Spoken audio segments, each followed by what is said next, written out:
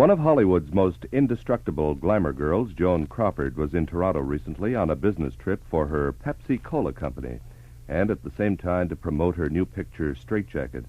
It was my pleasure to chat with her at her hotel. I asked Miss Crawford what kept her interest up in the film business all these years. Well, truthfully, I think if you don't like people, then don't be in this business. And I do love people, and they give me so much, and I hope I give them something, too. I find that they give you more energy, actually, instead of tiring you out. You bear up so well under it. How do you keep that eternal youth of yours? I drink Pepsi. Do you, besides Pepsi, have a special diet you follow? No, I eat very well. I must tell you, Bill, that I do not eat large amounts, but I find that I must eat about every 3 hours to keep up the energy, and I always push it away when it tastes the best, so I don't gain weight. And I do get my energy without any worry about the weight. I had a grandfather who said something like that to me one time. He said, learn to push yourself away from the table. Mm-hmm. When it tastes the best. What did you... And I never eat desserts, too. No desserts? Never. I learned a long time ago when I had a lot of weight to lose. When I was 16, I was 145 pounds. And when I saw myself on the screen, I thought, oh, my goodness. So I learned at 16 and up through 18 to not like the things that were not good for me. And you can do that, you know. You can. You train yourself. Yes, you just train yourself. Anything that isn't good for you, cut it out. Mm-hmm. Now, you're a very neat-looking woman. You have a reputation for neatness. Are you really as neat as all that? Mm-hmm. My closets are tidy. My shoes are always in order. My hats are in order. My bags are... Everything is very meticulously laid out. Evening gowns in one rack, cocktail short dresses on another, tailored suits on another. And I've just always been that way. I can't work and make these tours, Bill, and if my closets are all disorganized and dresses all mixed up. When I have to go on a tour like this and be gone for 2 weeks, I pull out a rack and I start hanging up how many travel dresses I need, how many afternoon dresses, how many evening dresses, long or short, and then I match the hats, bags, shoes, and gloves and costume jewelry with each one before anything is packed or put in a suitcase. And that way, when I get to each city, it's very simple. This hat's in this hat box, lay all the hats out. If I'm going to be there for 2 or 3 days like Chicago, lay all the bags and shoes out, pick out a dress, and there I have everything at hand. I waste no time. Well, in effect, you know then what you're going to wear almost every hour of the day for every day of the week. I have to. Sometimes I run afoul because the weather has changed or something, and I'm in too heavy a costume, but I try to take about 4 or 5 extra things in case that happens. Extra warm things in winter like this, and extra cooler things and cottons if it's in the summertime. Is it true that you design all your own clothes? Yes, I do, Bill. I pick up fabrics wherever I go throughout the world and my travels, and design them, and 3 Japanese girls in California execute them for me. And does this apply to all your clothing, say an Academy Award appearance? No. Edith Head designs anything like that for me when I have to make an appearance as a presenter at the Academy Award. Now, Miss Crawford, Hollywood has a reputation as a destroyer of people. How did you manage to emerge with your reputation untarnished, in fact, enhanced, and the great lady of Hollywood? Well, I think any city or community or town can be destructive if you want it to and if you let it.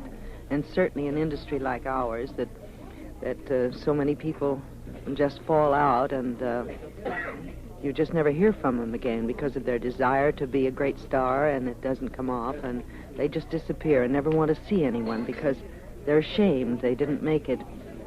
And that is the destructive part of the person, not the city. How I emerged, I don't know, except that I grew and grew and grew, and I try to grow in each experience I have, and try to give my job something because it has given me so much. Was it one of your tenets in the beginning to avoid the so-called high life of Hollywood, the wild living? Well, that's a difficult question. I don't consider the wild life of Hollywood. I think there's a tremendous desire in all the young kids that go out there. Like I know when I first went out there, I didn't have enough to do. And I loved dancing, so I went dancing every night. And that's how I got the reputation of being the Charleston queen and this and that, because I just had to dance and I had all that excess energy. But there were no wild parties or wild life. I was at the Coconut Grove and the restaurants out there that had very fine reputations. But I just had to get rid of that energy and dance. This is part, then, of the legend of Hollywood, not the fact. It is a legend indeed. Now, you're head of the board of directors of Pepsi-Cola. No, I'm just a member of the board. Well, that's enough. You're also a wife and a mother and a busy movie actress. How do you manage to combine all of these? Again, organization. An organized mind can do 20 hours of work a day in 8 if it's organized enough. Your latest pictures have been suspenseful. Is this a new trend for you? Is this the pattern you're going to follow in pictures? No, I started, I think I did Sudden Fear about 10 or 11 years ago. That was my first independent, and that was certainly suspenseful. I like doing them. I think they're interesting people. They're sometimes mentally ill or a quirk here or there, but sometimes just pursued and betrayed. But I think you'll like Straight Jacket when it comes here. She's a very interesting woman. 2 facets to her which intrigued me in playing her, and the very difficult adjustment to life after 20 years in prison. So let me know after you see it if you like it. I'm looking forward to seeing it, Miss Crawford. Is it easier to make pictures today? Well, that's a tough one. In certain instances, yes. I don't know if you read an article I wrote for Cosmopolitan this past year called Runaway Americans. I didn't believe in all the people running over to Europe to make pictures. I thought we had the greatest craftsmen and certainly trained to the superior degree, far superior to the European. Sure, if you need a background, an Italian background, shoot your film in Hollywood and go over there and do your exteriors. I don't believe in making pictures that go on for a year or 2 years. I would be bored to distraction. I shoot mine within 30 or 31 shooting days. And so I find it easy because I create the relaxed values that belong to picture making. There's so many tensions, moments of tension, and so many problems that come up daily that if you start out with a big problem of going overseas and a high cost of production, I think you have 10 times as many problems, and that will delay your picture. I don't think you can make a picture in Europe in 31 shooting days.